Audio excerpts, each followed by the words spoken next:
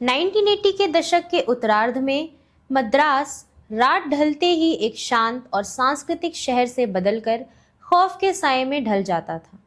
उस दौर में शहर की सड़कों पर एक साधारण सा लाल रंग का ऑटो रिक्शा घूमता दिखता था।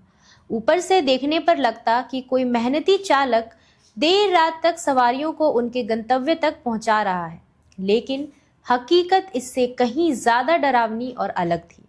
उस ऑटो की पिछली सीट पर बैठी सवारियां अपनी मंजिल तक नहीं बल्कि सीधे मौत के मुहाने तक पहुंचती थी।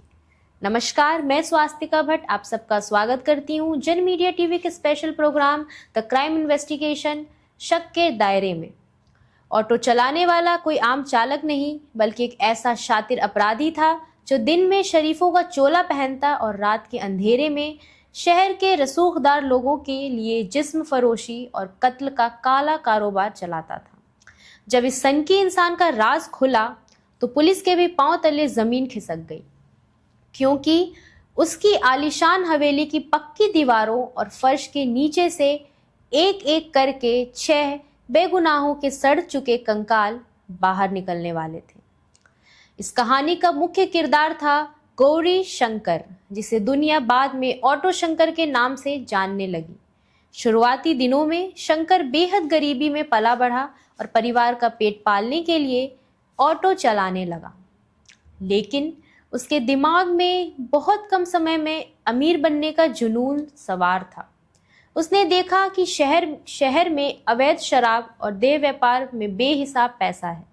धीरे धीरे उसने ताड़ी के अवैध धंधे में पैर पसारे और फिर गरीब लड़कियों को जाल में फंसाकर वैश्यवृत्ति के दलदल में धकेलना शुरू कर दिया। उसकी इस काली दुनिया की पहुंच सिर्फ आम अपराधियों तक सीमित नहीं रही। उसने अपने पैसे और शराब के दम पर स्थानीय नेताओं, रसूखदार, नौकरशाहों और पुलिस के बड़े अधिकारियों को अपनी जेब में कर लिया। पावर और पैसों के नशे में अंधा हो चुका शंकर अब खुद को मद्रास का अघोषित बादशाह समझने लगा था। जो भी उसके धंधे में अड़चन बनता या उसके राज से पर्दा उठाने की कोशिश करता, वो रहस्यमयी तरीके से गायब हो जाता। 1987 से 1988 के बीच मद्रास के थिरुवनीमयूर इलाके से अचानक लोग गायब होने लगे। गायब होने वालों में न सिर्फ आम नागरिक थे बल्कि शंकर की अपनी गैंग के कुछ ऐसे साथी भी थे जिन्होंने उसके पैसे का हिसाब मांगने या गद्दारी करने की गुस्ताखी की थी। शंकर का कत्ल करने का तरीका बेहद ठंडा और सुनियोजित था। वो अपने शिकार को पहले बहुत ज्यादा शराब पिलाता जिससे वो बेसुध हो जाए और फिर अपने गुर्गों के साथ मिलकर उनका गला घोंट देता। लेकिन असली हैवानियत कत्ल के बाद शुरू होती थी। लाशों को ठिकाने लगाने के लिए वो किसी नदी या जंगल में जाने के बजाय उन्हें सीधे अपनी निजी हवेली में ले आता था। वहां से फर्श को खुदवाकर लाश को दफना देता और ऊपर से सीमेंट की एक पक्की ढलाई करवा देता। कुछ शिकारों को तो उसने हवेली के अंदर बनी पक्की दीवारों के खोखले हिस्सों में चुनवा दिया था। वह बेखौफ होकर उन्हीं दीवारों और फर्श के ऊपर सोता और अपनी अय्याशियां जारी रखता था। पाप का घड़ा तब भरा जब जून 1988 में ललिता नाम की एक युवा लड़की अचानक गायब हो गई। शंकर को लगा कि हर बार की तरह इस बार भी मामला ठंडे बस्ते में जाएगा, लेकिन ललिता का परिवार खामोश नहीं बैठा।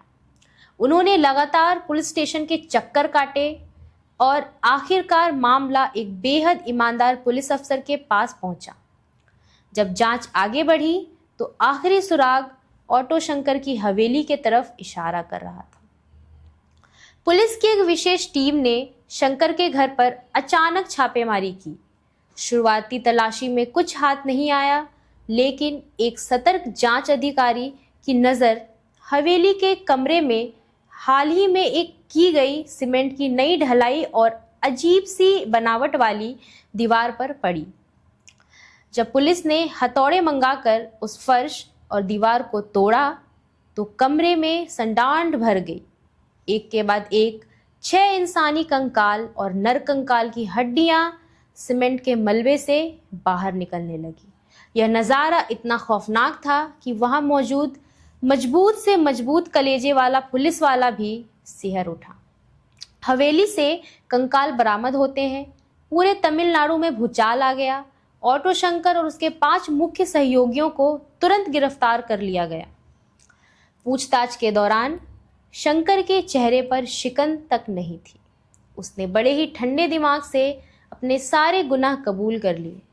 इस खुलासे के बाद जब राजनीतिक और प्रशासनिक गलियारों में हड़कंप मचा तो कई बड़े चेहरों की नींद उड़ गई, क्योंकि शंकर ने अपने और उन हस्तियों के बीच के संबंधों का कच्चा चिट्ठा खोलना शुरू कर दिया था। मुकदमे के दौरान शंकर ने जेल की सुरक्षा में सेंध लगाकर भागने की कोशिश भी की, लेकिन पुलिस ने मुस्तैदी दिखाते हुए उसे दोबारा धर दबोचा। अदालत में चली लंबी सुनवाई के बाद 1991 में मद्रास सत्र अदालत ने ऑटो शंकर को 6 जघन्य हत्याओं का दोषी ठहराते हुए फांसी की सजा सुनाई। उसकी दया याचिकाएं उच्च न्यायालय और राष्ट्रपति द्वारा खारिज कर दी गई। 27 अप्रैल 1995 की सुबह सेलम सेंट्रल जेल में ऑटो शंकर को फांसी के फंदे पर लटका दिया गया। उसके खात्मे के साथ ही मद्रास के इतिहास का एक बेहद डरावना और काला अध्याय समाप्त हो गया। ऑटो शंकर की यह सच्ची कहानी सिर्फ एक क्रिमिनल केस नहीं, बल्कि एक चेतावनी है कि कैसे सत्ता, पैसे और कानून के अंधेपन का फ़ायदा उठाकर एक साधारण इंसान भी आदमखोर दरिंदा बन सकता है। आज भी जब थिरुवन्नीमयूर की उन पुरानी गलियों में उस हवेली का जिक्र होता है तो लोगों के रोंगटे खड़े हो जाते हैं। यह कहानी हमें सिखाती है कि बुराई कितनी भी ताकतवर या रसूखदार क्यों ना हो, कानून के हाथों से कभी लंबे समय तक बच नहीं सकती।